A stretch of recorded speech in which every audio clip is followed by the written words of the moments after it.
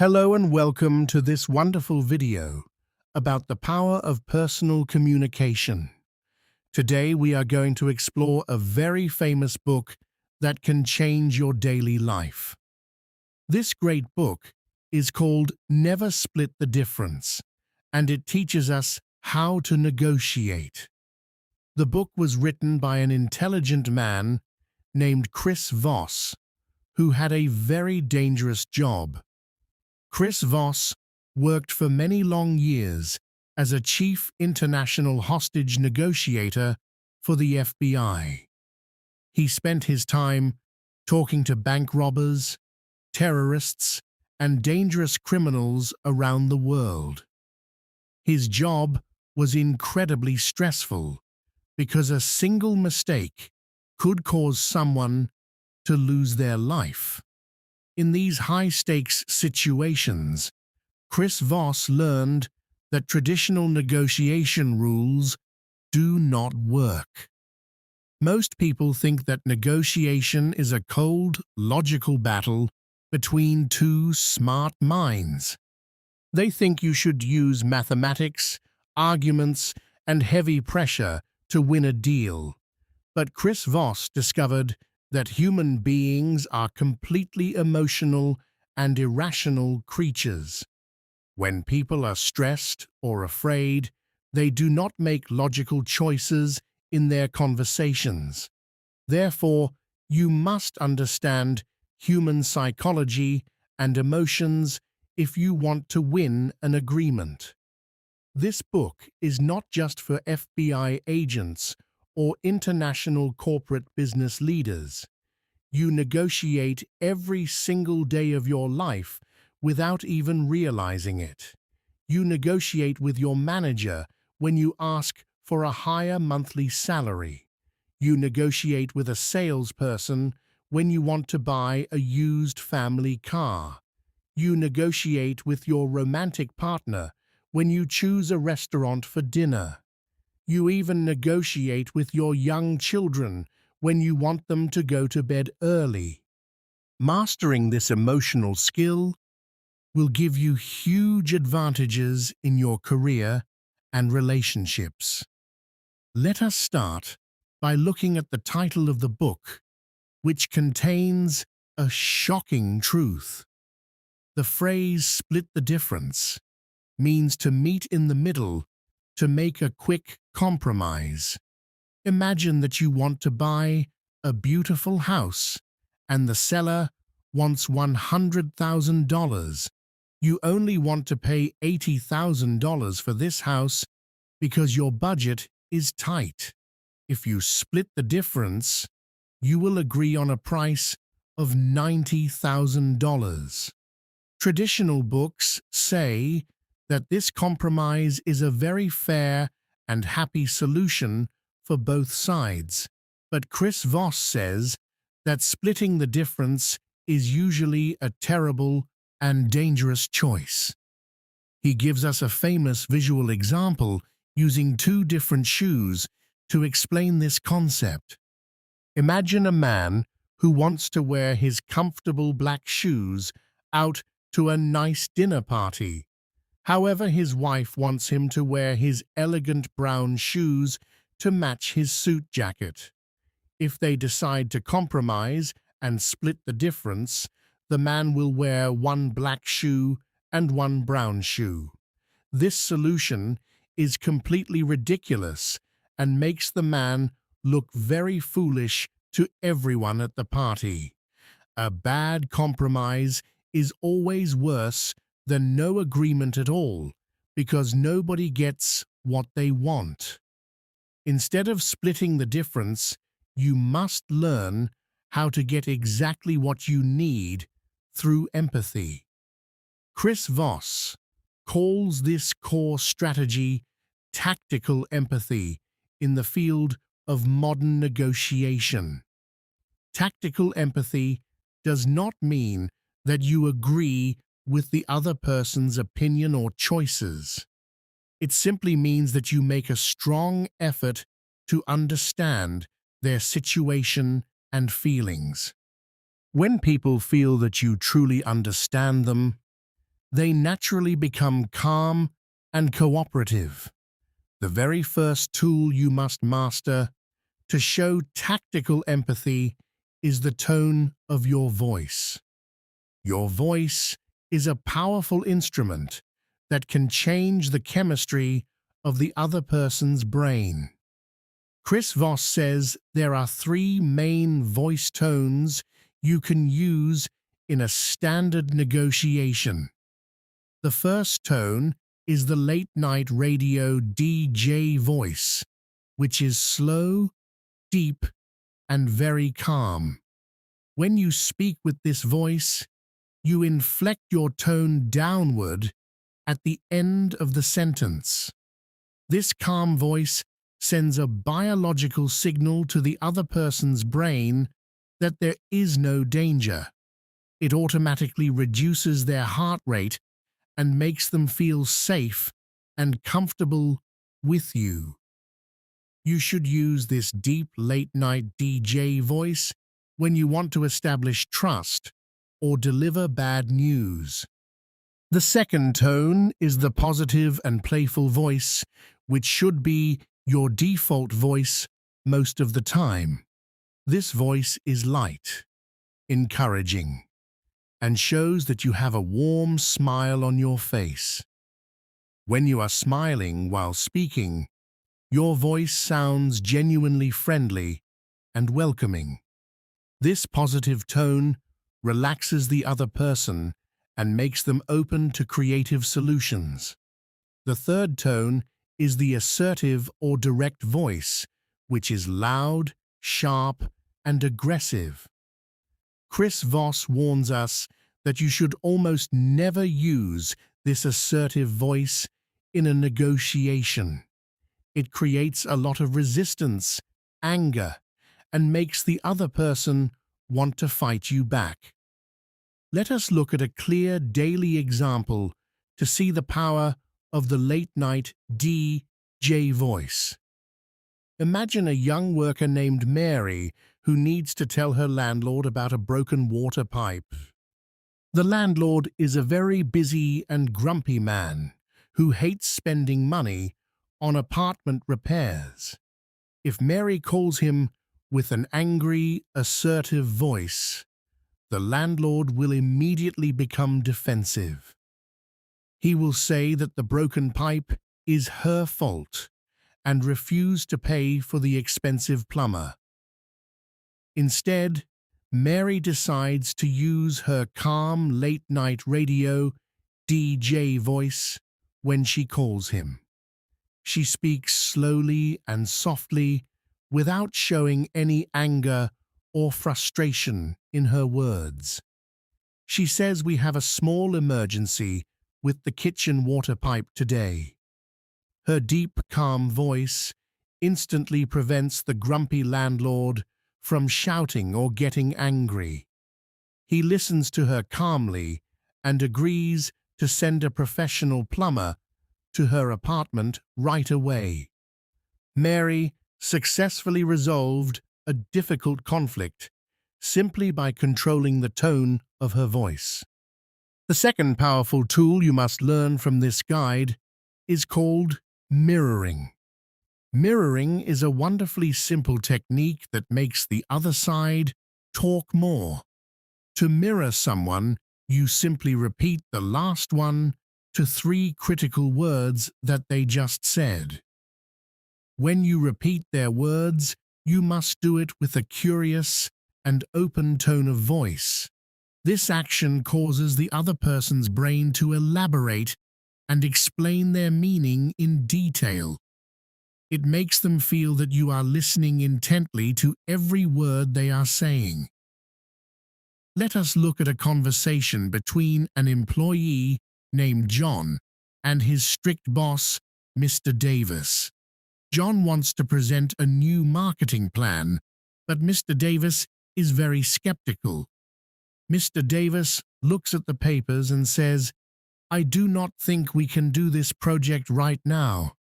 John immediately uses the mirroring technique and says, "You do not think we can do this project?" John uses a curious tone and repeats the exact last words of his boss. Mr. Davis nods and explains, "Well, it is because our company budget is very limited this month." John mirrors him again and says, "Your company budget is very limited this month?" Mr. Davis replies, "Yes, we spent a lot of money on the new software system last week." John mirrors him a third time and says, "You spent a lot of money on the new software system?" Mr. Davis says, "Exactly, and that means we only have $5,000 left for marketing." By mirroring 3 times, John discovered the exact financial problem without asking aggressive questions. He now knows that his marketing plan must cost less than $5,000 to be accepted. Mirroring allows you to collect valuable information while keeping the other side comfortable. It is an easy way to build deep rapport with anyone without using complex vocabulary. The third essential technique in tactical empathy is called labeling emotions. Labeling means that you identify the other person's feelings and speak them out loud. Most people try to ignore negative emotions because they are afraid of conflict. But Chris Voss says that ignoring negative emotions makes them grow bigger and stronger. The best way to destroy a negative emotion is to shine a bright light directly on it. To create a label, you must use specific phrases like "it seems like" or "it sounds like." You should never use the word "I" when you are creating a label for someone. Do not say "I think you are angry," because that sounds like a personal attack.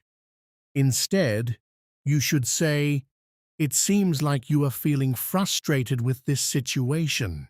When you say this, you must pause completely and wait for their reaction. Let us see how labeling works in real life with an example about a customer service worker. Imagine a woman named Sarah who works at a major electronics retail store. An angry customer walks up to her desk and throws a broken smartphone on the counter. The customer shouts that the phone is terrible and that the store has bad service.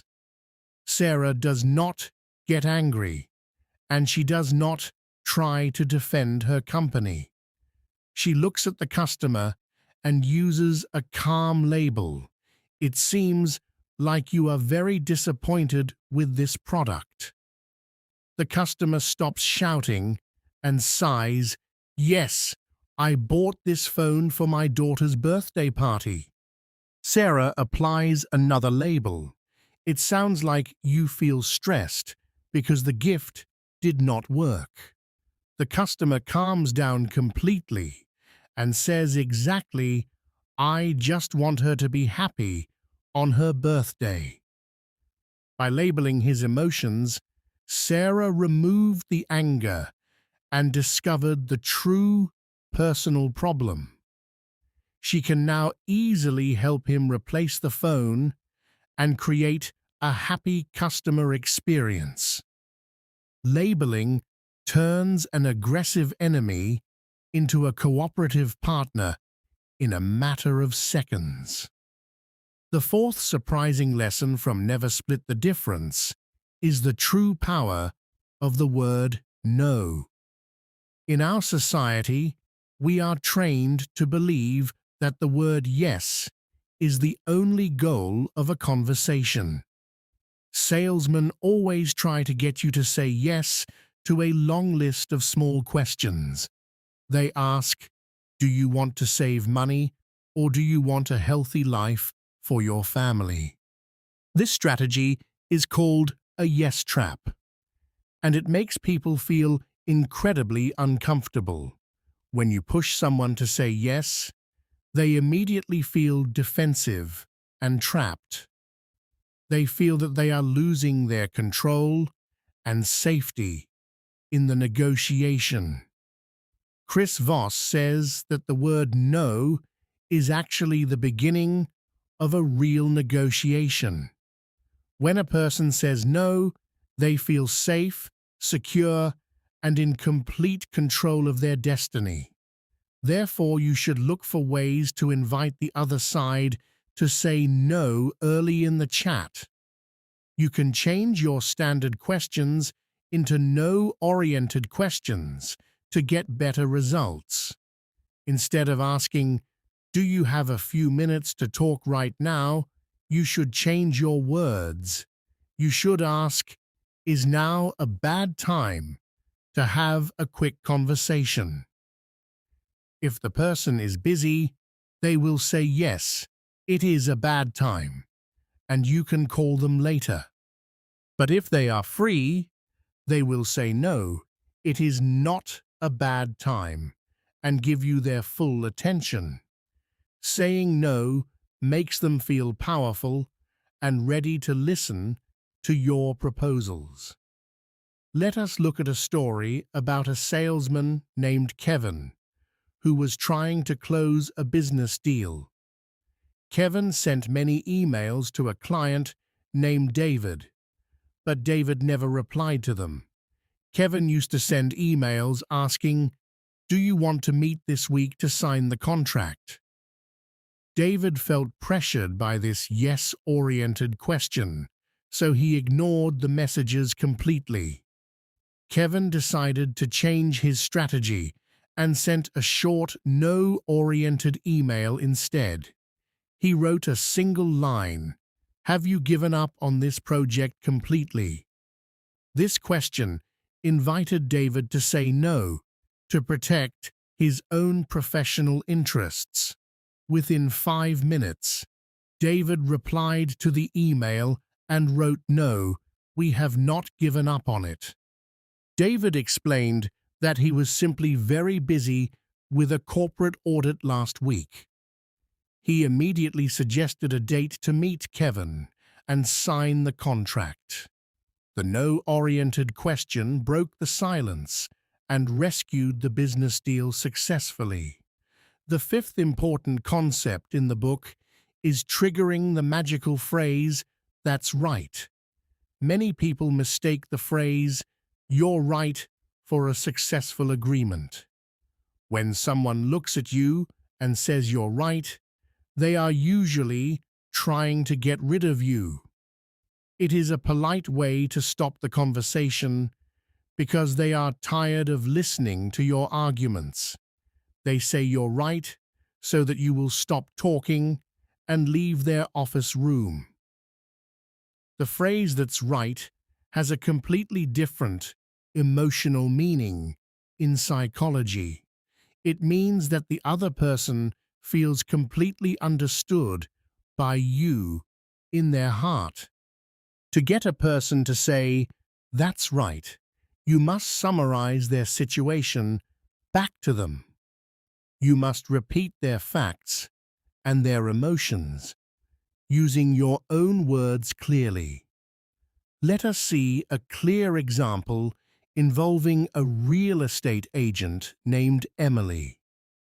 Emily was trying to sell a modern commercial building to a wealthy investor named Robert. Robert was very hesitant to buy the building and kept pointing out small flaws. He complained about the location, the parking space, and the high price of the property. Instead of arguing, Emily decided to create a deep summary of Robert's concerns. She spoke calmly and said, "Robert, let me summarize your thoughts to make sure I understand. You want a building that represents your company's high status in the industry. But you are deeply worried that the limited parking will frustrate your premium clients. You also feel that the high price leaves you with no emergency cash for your business. Robert looked at Emily with big eyes and said, "That's right." The moment he said those words, his resistance disappeared like magic. He knew that Emily was not just trying to push a sale for her own commission. He trusted her completely because she perfectly understood his fears and desires. They quickly found a creative solution for the parking space and completed the purchase. Always aim for "that's right" instead of "you're right" to build unbreakable trust. The sixth powerful negotiation tool is the use of calibrated questions. A calibrated question is an open-ended question that starts with what or how. You should never start a calibrated question with the aggressive word why. The word why always sounds like an accusation and makes people defensive. If you ask, "Why did you do that?" the other person will feel attacked and angry. But if you ask, "What made you choose that path?" they will answer you calmly. Calibrated questions allow you to ask for help without appearing weak or demanding. The most famous calibrated question in the book is, "How am I supposed to do that?" You use this specific question when the other side makes an unfair or impossible demand. When you ask, "How am I supposed to do that?" you transfer the problem to their side. You invite the other person to help you find a reasonable solution to the issue. Let us look at a narrative example involving a university student named Lisa. Lisa was renting a small apartment, and her landlord suddenly decided to raise the rent. The landlord told her that her monthly rent would increase by $200 next month. Lisa did not have $200 extra in her limited student budget. If she argued or cried, the landlord would simply tell her to leave the apartment. Instead, Lisa decided to use a calibrated question with her late-night DJ voice. She looked at her landlord and asked, "How am I supposed to do that?" The landlord stopped and thought about her question for a long moment. He realized that Lisa was a great, quiet student who always paid her rent on time. He knew that finding a new tenant would take a lot of time and money for him. So the landlord replied, "Well, I guess we can make the increase only $50 instead." Lisa smiled and thanked him for his kindness and flexibility. She negotiated a much better deal simply by asking a smart, calibrated question. Calibrated questions turn a hard demand into a creative problem-solving session. They allow you to say no to a bad offer without actually using the word no. The seventh important topic in the book is understanding how to spot lying and guarantee execution. Many people will say yes to your face just to escape a difficult conversation. This type of agreement is called a counterfeit yes, and it is completely worthless. To make sure a deal is real, you must focus on how the deal will be executed. You must use calibrated questions to discover the actual steps of the plan. Ask them, "What will we do if things do not go as we planned?" Ask them, "How will we know that we are on the right track next month?"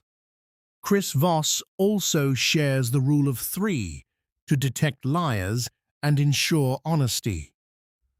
The rule of three means that you get the other side to agree to the same thing 3 times. The first time they agree is when they give you the initial formal yes. The second time is when you get them to give you a deep summary or a label. The third time is when they explain the specific steps of execution using their own words. If they hesitate or struggle during the third step, they are probably lying to you. This rule protects you from bad partners who make empty promises they cannot keep. Let us look at a business example involving a consultant named David. David was negotiating a new project with a corporate client named Mr. Green. Mr. Green agreed to pay David $5,000 for his consulting service. David wanted to ensure that Mr. Green was genuinely committed to this contract. So David asked a calibrated question: how will we start the first phase of this project? Mr. Green explained that he would send the necessary files to David on Monday morning. David then asked another question: what should we do if the files are delayed? Mr. Green replied that he would personally call his secretary to expedite the process. Because Mr. Green explained the specific details 3 times, David knew the deal was secure. The project started on time, and David received his full payment without any trouble. The 8th lesson from the book is about how to negotiate a higher professional salary. Asking for a raise is one of the most stressful conversations for any employee. Most workers walk into their boss's office and talk about their personal bills. They say, "I need more money because my apartment rent and groceries are expensive." This is a major mistake because your manager does not care about your personal bills. Your manager only cares about the value you bring to the company every day. To get a raise, you must use tactical empathy and calibrated questions with your boss.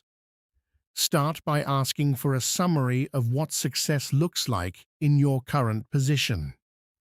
Ask your boss, "What can I do to be an incredibly valuable asset to this firm?"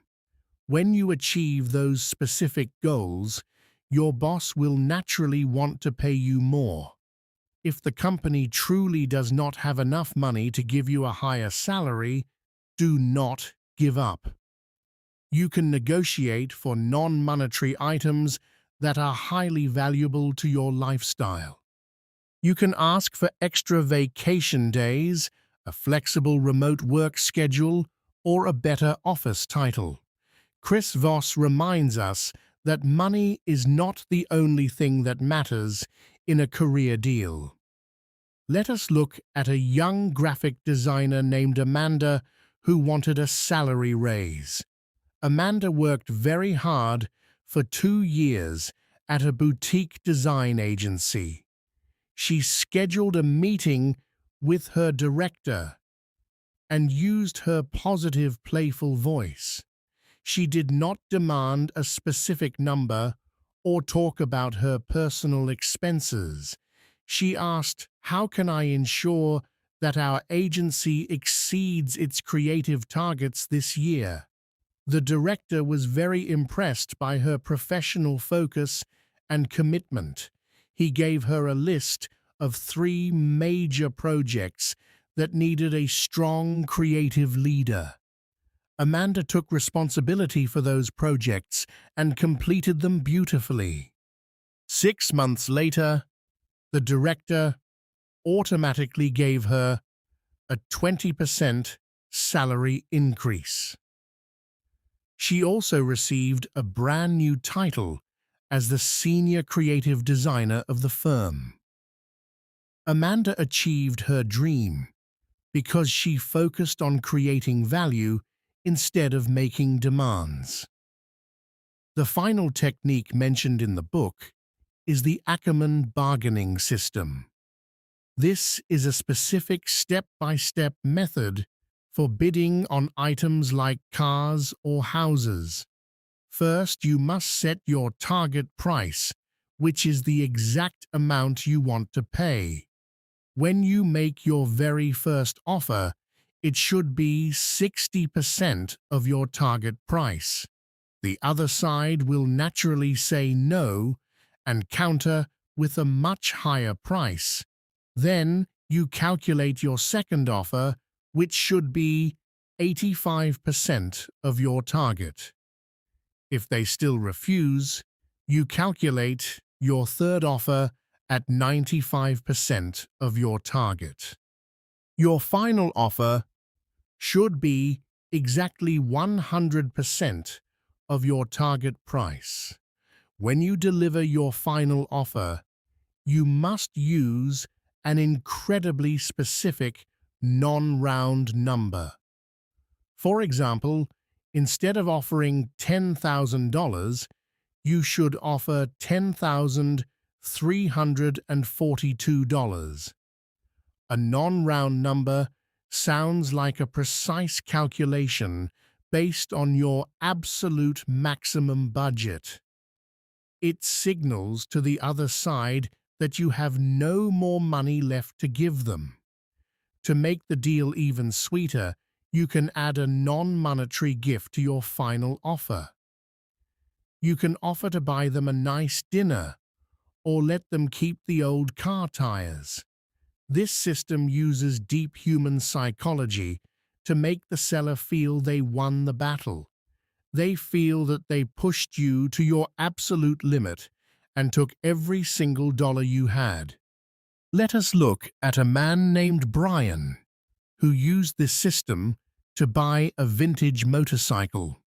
The owner of the vintage motorcycle wanted $5,000 for the vehicle. Brian's target price for this specific motorcycle was $4,000. He started his first offer at 60%, which was $2,400. The owner laughed and said that price was far too low for such a rare machine. Brian mirrored him and used his labels to keep the conversation friendly and warm. He then raised his offer to 85%, which was $3,400. The owner hesitated, but still refused because he wanted more profit from the sale. Brian then made his third offer at 95%, which was $3,800. Finally, Brian delivered his precise final offer of $4,013. He also offered to help the owner clean out his old garage as a friendly gesture. The owner looked at the specific number and believed Brian had no more cash. He accepted the offer, and Brian rode home on his beautiful new motorcycle. Brian saved a lot of money simply by following the structured Ackerman system. As we finish exploring this brilliant book, let us summarize the daily habits you should build. First, always control the tone of your voice and use the late-night DJ voice when stressed. Second, practice mirroring by repeating the last few words to collect valuable information. Third, use labeling to identify and neutralize negative emotions in difficult conflicts. Fourth, embrace the word no to give the other side a feeling of safety and control. Fifth, summarize their thoughts until you hear the magical phrase, "That's right." Sixth, use calibrated questions, starting with what or how to solve hard problems together. Seventh, use the rule of three to ensure that promises are real and will be executed. Eighth, use the Ackerman system with specific non-round numbers when buying items. Negotiation is not a dangerous act of war, it is a beautiful process of discovery. It is the art of listening intently and building deep, emotional connections with people. When you treat others with tactical empathy, you will unlock incredible opportunities. Do not be afraid of difficult conversations or conflicts in your life anymore. See them as exciting games where you can practice your new psychological tools. Start small today by mirroring a friend or labeling an emotion during a casual chat. Watch how their expressions change and how their trust in you grows rapidly.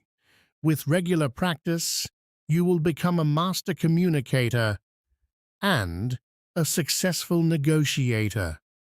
Thank you for listening to this story, and may you win every deal in your bright future.